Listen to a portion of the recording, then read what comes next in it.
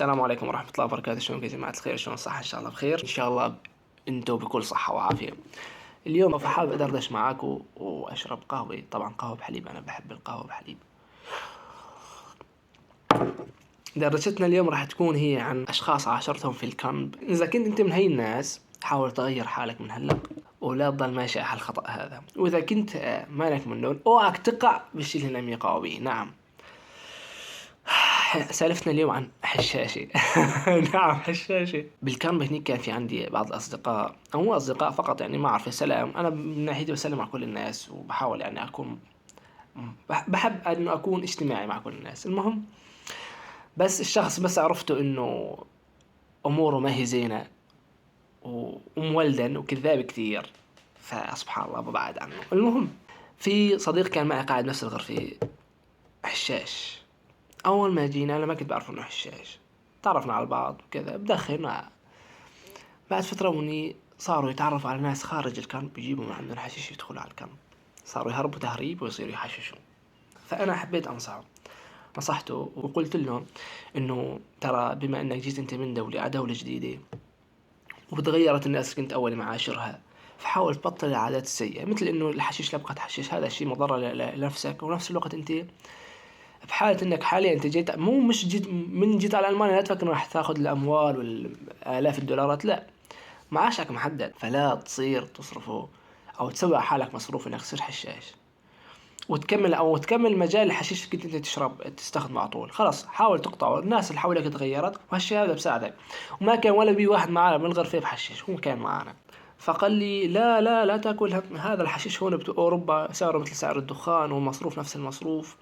حاول يتهرب، انا حبيت انصحه، قلت له ترى بكره راح تشوف بالايام ايش راح يصير معك. سبحان الله، صاروا هم يعطونا يومي بكل اسبوعين، كل اسبوعين 85 يورو. انا شبع الزابي وما بدخن، ومثلي ومثل بي معي كمان كذا شخص ما بدخنوا، في بعض لا، في بعضهم بدخنوا معنا في الغرفه كمان كان. فصديقي هذا صاحبي اللي بحشش على اساس حشيش سعره رخيص هون ومثله مثل غيره، مثل مصروف الدخان، وحتى كمان انه بضرب له صاروخين، يقولوا لسيكارة الحشيش انه صاروخين. سبحان الله، يخلص يعطونا الراتب نهارين ثلاثة، الرابع يجي يطلب من عندي 10 يورو دين. أنا أدينه، أول مرة دينته، تاني مرة 20 يورو. بس هذا الشيء الكلام كنت أنصحه به إنه لا تحشش، ترى مصروف، وتاني شغلة أنت على دماغك الشيء، تالت شغلة حرام. يعني أنت مالك بحاجة انك تصير تحشش وتحط مصروف فوق ما انت بحاليا جيت دين من سوريا او جيت من تركيا دين، وجيت هلا هون رح تصير كمان تحشش وترجع على شغلاتك السيئة. فبطلت اوفي معه المصاري اللي عم ياخذها ويتدين مني، وعند لي يجي الراتب الجديد رجع يوفيني. فهمت علي شلون؟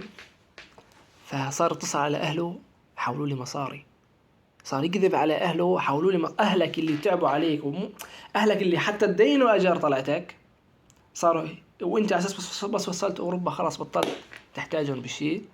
لا، هو يتصل عليهم بيكذب عليهم، يقول لهم ما عم يعطونا راتب، قطشوا علينا الراتب هذا الشهر، هذا الاسبوعين ما اعطونا الراتب، فحولوا لي المصاري. كان كل شهر تقريبا يخلي اهله يحولوا له 200 يورو او 150 يورو. مشان ايش؟ مشان يحشش. فانت يعني انا وياه بعدين تكوننا طبعا.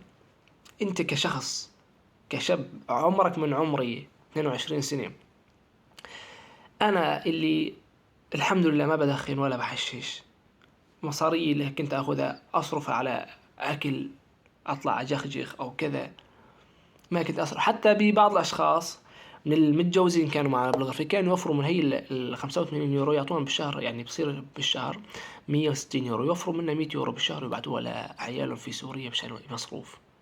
يعني لأن الفيل كان بالأكل والشرب كله على حساب الدولة، والمنامة والإنترنت ما في عندك أي مصروف، بتحسن تصرف إذا تشتري تأكل شغلات هيك إضافية أنت حابب تجخجخ بيها تتذوقها.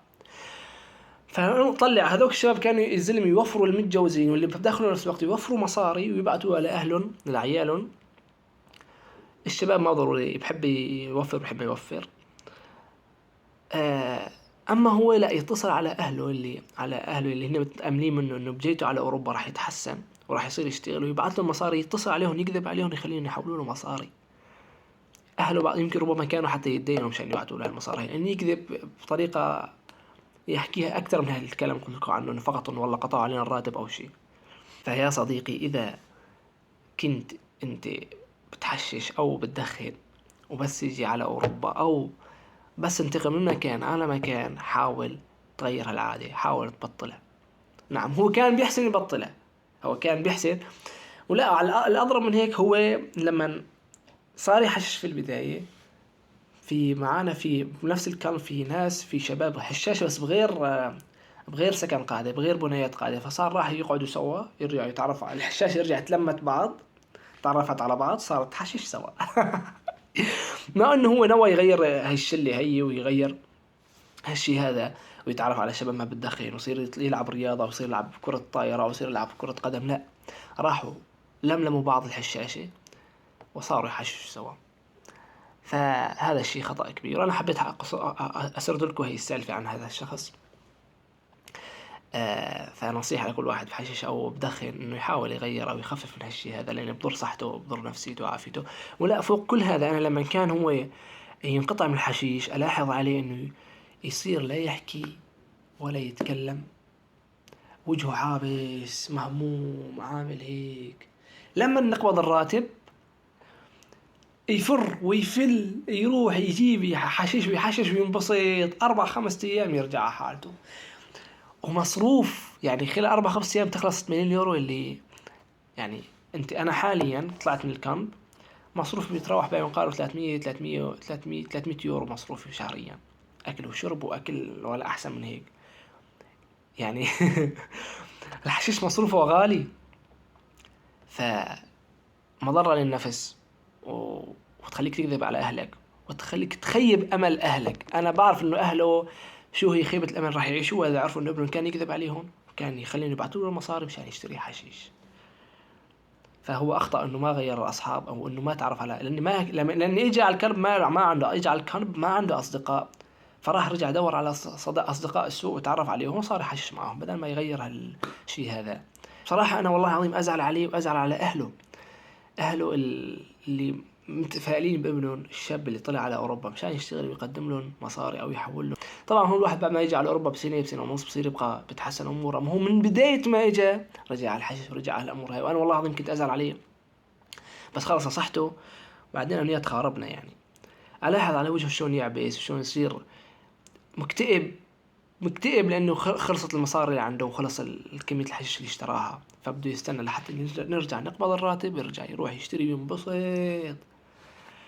فرجاء إذا جيت على أوروبا أو حتى أنت في أي دولة عربية وبتحشش، حاول تبطل هالتحشيش هذا، تحاول تغير أو تخفف منه، وحاول تغير أصدقائك.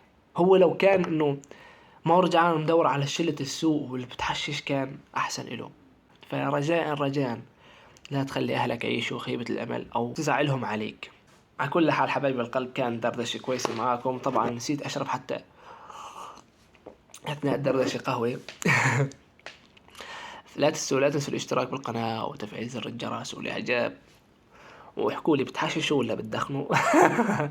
والسلام عليكم ورحمة الله وبركاته. اوعوا تقعوا بهالخطأ، حاولوا تغيروا لأصدقاء اللي حواليكم إذا كنت عم تعانوا من هالشغلات هاي. السلام عليكم.